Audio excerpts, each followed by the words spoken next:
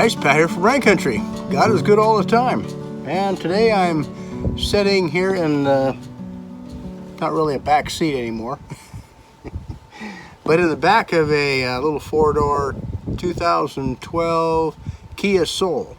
It's got the GDI engine in it. I guess there's two different types. I don't know if this is the 1.6 or the 2.0 engine. So I thought I'd go ahead and take you along for the ride here. So what the issue is the car is sluggish.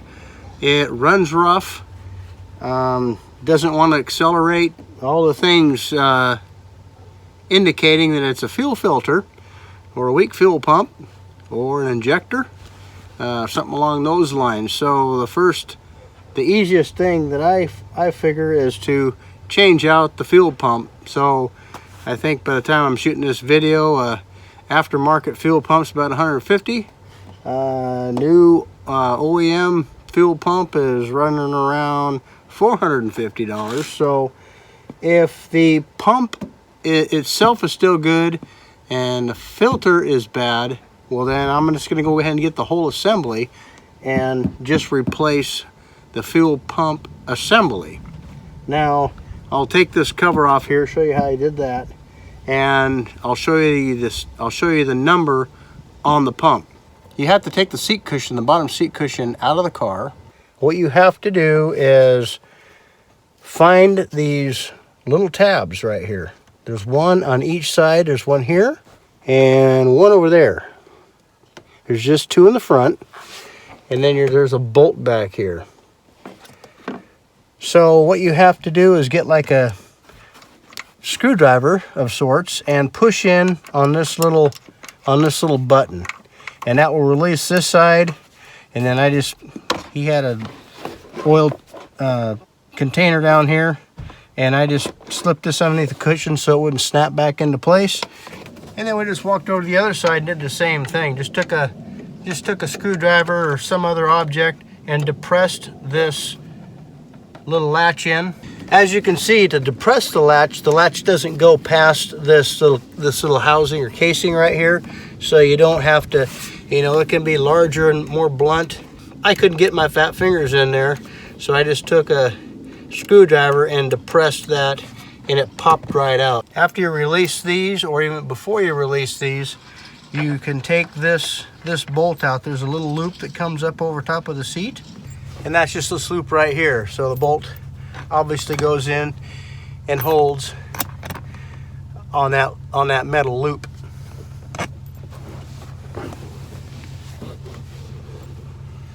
So again, that's right in the center, right in here where the center portion here of the back seat uprights are. It's right in the center, and I'm just going to go ahead and run that bolt in there a little bit just to keep it in place so I don't lose it.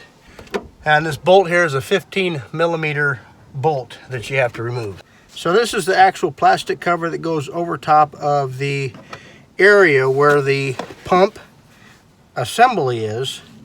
And it took me a little while to figure it out, but I did pry this up, and you just have this, kind of looks like real thick, nasty tar.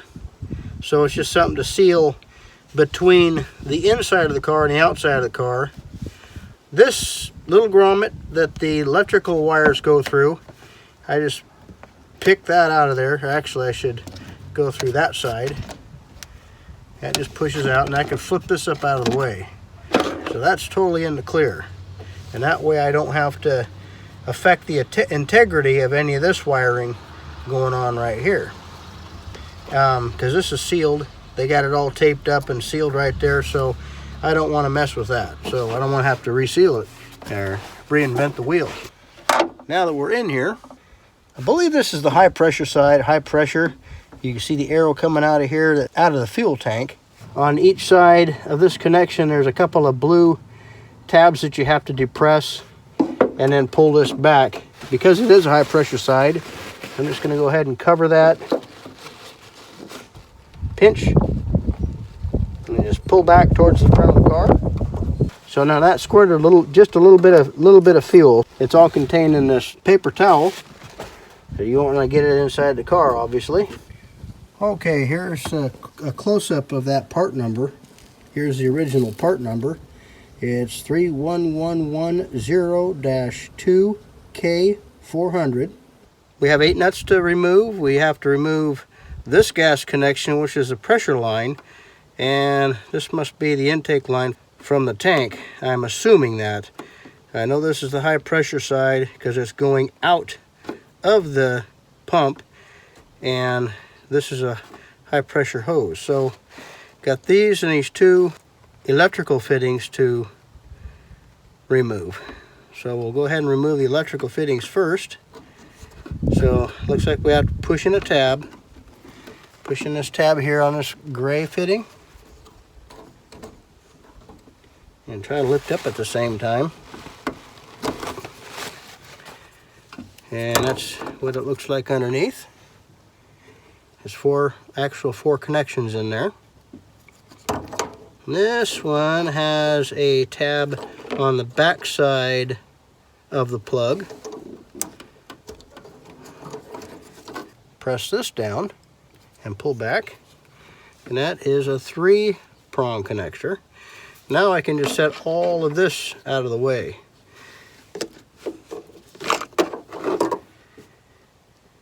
So this is a high pressure side, so I'm going to take and put a little bit of a paper towel in here. That way it won't squirt all over the inside of the car. And that's what that looks like on the inside. Just push these 2 tabs in here. There's one on each side, 2 blue tabs. You push those in, pinch them, just pull back. Fold that back in out of the way. And here it looks like the inlet. I'm going to take some pliers and pinch that clamp and just slide that back and out of the way. I'm going to push back this way as I'm pulling.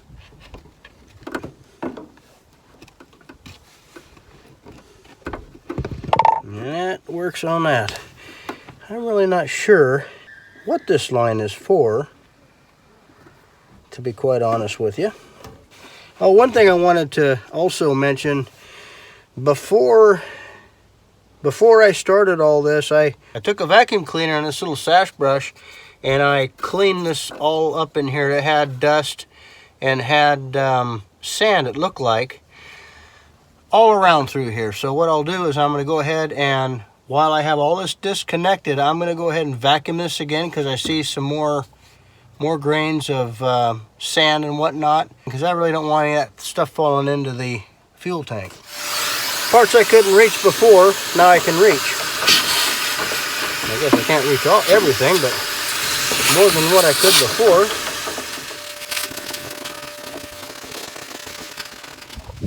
So now I'm just going to cheat, and these are 10mm nuts here I have to remove. Guess the guy needs to be really careful not to lose those. I didn't mention earlier is when I took this off, I marked a little arrow right here so I know where to line all this up. It doesn't look like that. This thing is totally critical, but I just want to put it back the same way it came off. For some reason why they wanted it shaped that way, because now that I take this off, there's a little divot right here where I have that arrow where they had this thing mounted. So I kind of want to pay attention to detail a little bit and make sure that I put everything back the same way I took it off. So the same thing with the flange. I think I want to make sure that I mark on this flange how everything come off. So I'm going to put a mark back here, right here, and then right here. That way I'll line the flange up, and I'll align the orientation of this, make sure everything is lined up. Just in case there's a variety of ways you can put this in here, I just want to make sure I don't miss anything. So anyway, now that when this goes back in, I know that this line matches up with a line back over here, and I'll put a reference line here, instead of an arrow. Match up the arrows with the arrows and the lines with the lines. Okay, now's the time to take this out. I can always rewatch the video and make sure how everything's pointed, but I think by putting these marks on here, I won't have any trouble at all lining all this up. So now I got a little receptacle. It's just an oil pan. Turn that back up.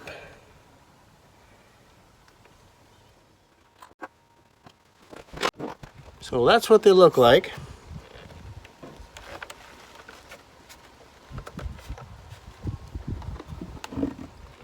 And we have some tabs that will lift this bottom portion or take this bottom canister portion out, it looks like.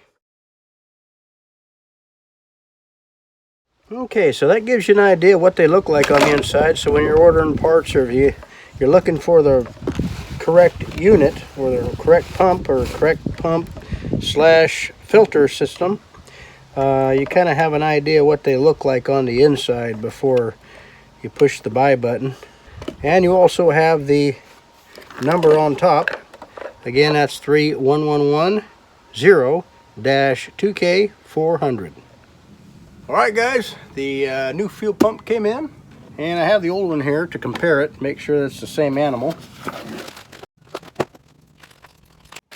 It does look a little different.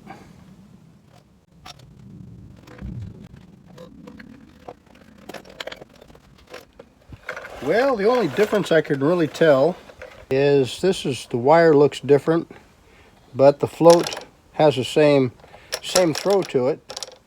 And this tube comes up. Looks like they've made some modifications. Obviously this is an off-brand. So this is TYC. All the plugins look like they are correct. 4-pin connector here. That looks like the original. This connection's the same diameter. This connection's the same diameter. And that's got the same 3-prong and same size receptacle here. So we're gonna go ahead and give it a try, see what happens. Okay, so it took about a week to get this in. And while I was waiting, or when I went ahead and put all this back together, it was for the reason to keep all the fumes out of the car. And it got warm in here. This went back to sealing perfectly. So that's exciting. Okay, what I did to keep down the smells is I just put the flange back on top of a garbage sack just to kind of help seal, keep the smell out of here.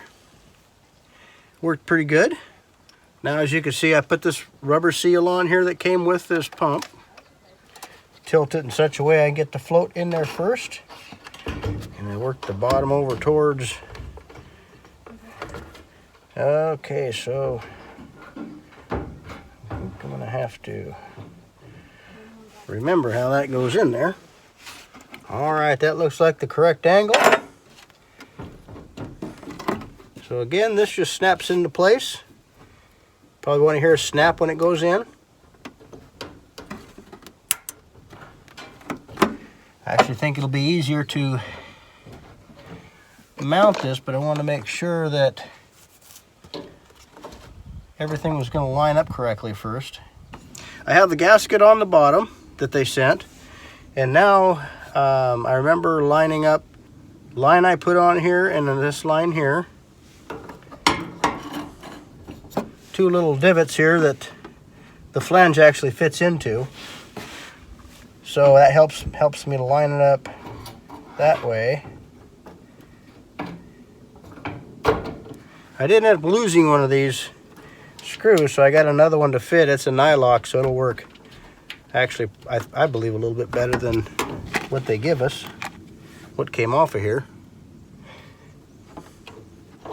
Now, if I can just keep from losing any more, I'll be good shape.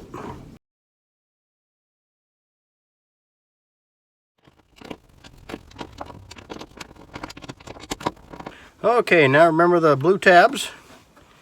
Those got to be Probably not so much squished in when you snap it on there, but maybe so. Let's see if we can get that on without having to depress those tabs. So I heard 2 distinct clicks when I put this on that fitting there, and so I got 2 more.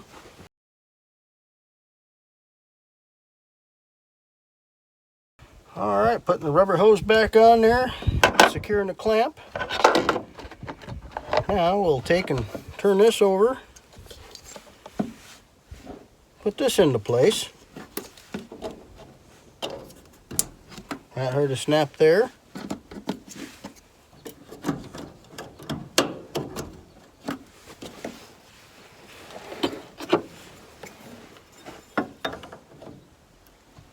And a snap there. Then I'll line up my little arrows I had. I had an arrow I'd marked on there with a Sharpie, so I knew where to place this. I'm just going to set it on there for now because I'm going to start the car and see if it works.